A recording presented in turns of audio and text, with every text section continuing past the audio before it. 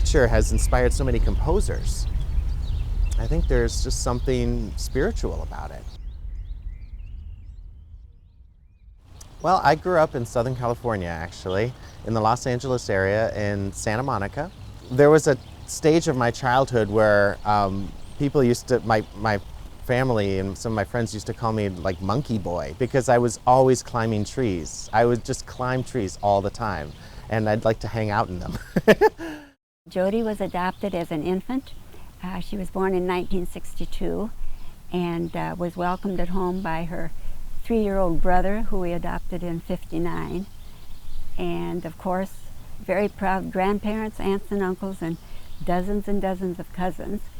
And always had playmates whenever we had family gatherings. Somebody was always her age. So it was a fun time.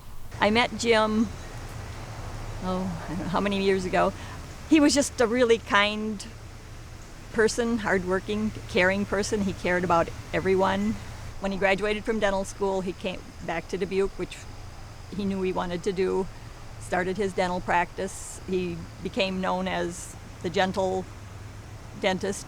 People referred their friends if they knew they were scared or anxious about dental work, and he built up quite a practice. Another really important part of my childhood were times when we would go to the Huntington Gardens in Pasadena. And those botanical gardens there were so breathtaking and inspiring. Some of my best memories are running around the gardens there, playing in the Japanese garden and going over their little Japanese bridge. And so it's a really nice tie-in here with the Dubuque Arboretum and Botanical Gardens, because there are a lot of the same rose gardens, herb gardens, Japanese gardens that they had in the Huntington Gardens. And it's fun for me to see my children playing here at the Dubuque Arboretum, just like I was playing there in Southern California. She was interested in many things. As she was younger, of course, it was bicycle riding and playing with Barbies and playing with her friends and hopscotch. She loved flowers. She helped her dad in the garden too. Probably the time when Marlon and I thought one of our house plants was dead, so we took it out and threw it in the compost box, and she went out and retrieved it, brought it back in, potted it, and it grew famously. Yeah, but she was scolding us all the way. So that showed she had a green thumb. Jim was such a wonderful person to work with. He did more than his share. He organized the work ahead of time. He spent a lot of hours out here at the Arboretum working, and I've had numerous patients tell me, oh, I called your dad on a Saturday and he was out working at the Japanese garden, but I had a toothache, and so he dropped everything and came right into the office and came in his dirt-covered clothes and changed quick and fixed my tooth and headed right back off to the Arboretum to keep working on the garden. And he always said the Japanese garden, people would say, are you finished over there? And he always said, oh, there's never any end to it. It's always, you always add to it. There's so much upkeep and to keep everything. He knew it was something that could keep him busy for the rest of his life. We found out that Jim was sick. It was a pretty trying time, as you can imagine. We thought that he was going to not have very much time at all, and then when they realized that it was non-Hodgkin's lymphoma, and that is very treatable, and he did the chemo and was actually free of cancer.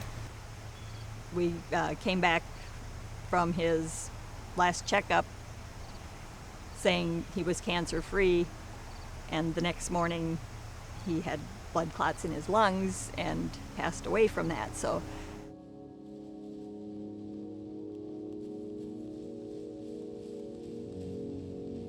Jody was here for about 18 and a half years. She was in Capri Beauty School and had started that in the fall. And was enjoying it, and when it was time for her to give her first haircut, she tried to talk me into it, but I declined, but she did talk our teenage neighbor girl, and she did a really nice job. It looked good. I often wonder how, with her creativity, what some of her hairstyles would look like now. Probably quite outlandish, probably.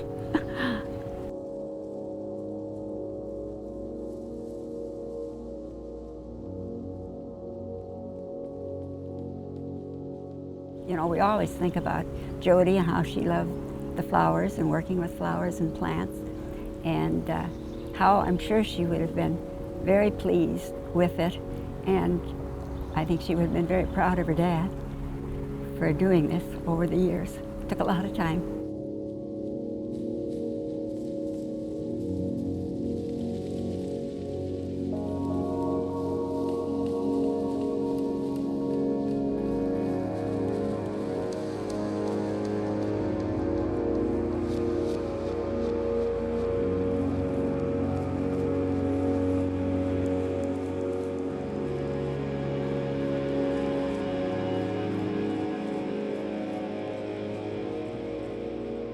I love the idea of performing at the Arboretum.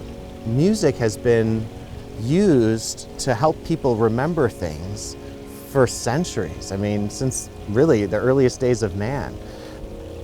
Music has been part of rituals, whether it's weddings or funerals, or the hymn or the poem or the words of a prayer. And it's just fascinating that if you use music, it's sort of like a key that your brain holds on to, that you remember the words. Sunday was Jim's birthday. He would have been 65.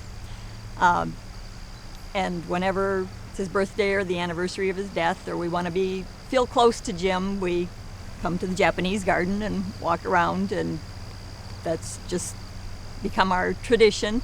His heart and soul are here. Quite a bit of memorial money given from our families and from the community members. But first, we contacted everybody who gave us money, told them what we would use it for, but they could have the money if they wanted it. Nobody wanted it.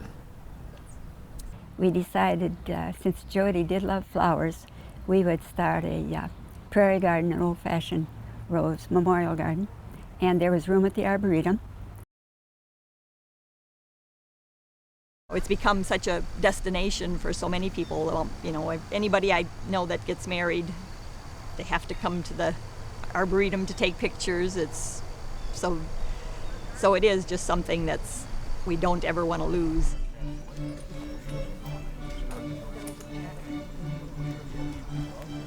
It brings people together, and it connects people with their inner selves. And you know, there are a lot of people for whom music does sort of tie a family together, or a congregation or a community together. And there's families and kids, and when some of those little kids start coming up behind me and imitating me and conducting like that, I think that's great. The Dubuque Arboretum is super important. I mean, from so many different standpoints too. There's the standpoint of the volunteers who work there. I mean, I think it's more than just a hobby for so many of them. It's like a passion. It's like a life's work.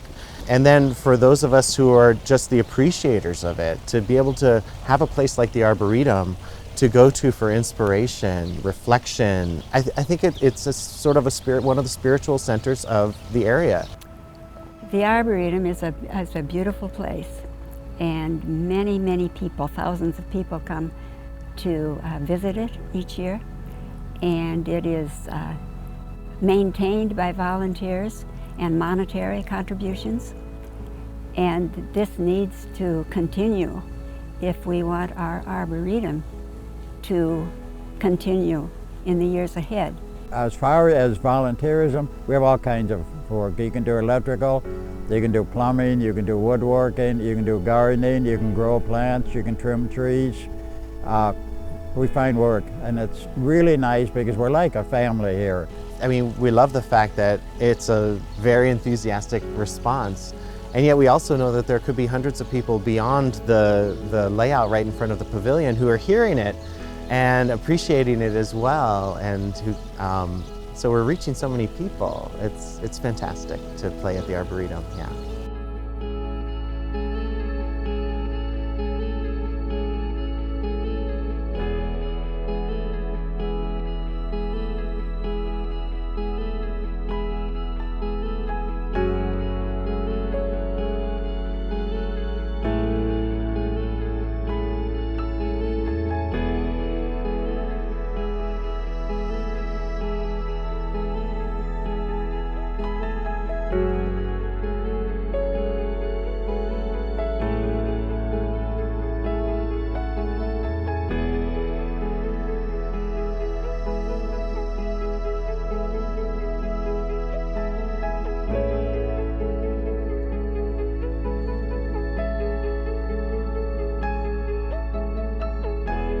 and that it's all free.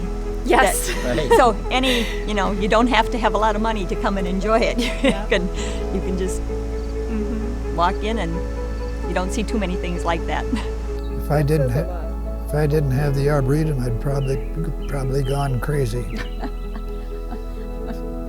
Sometimes she thinks I am.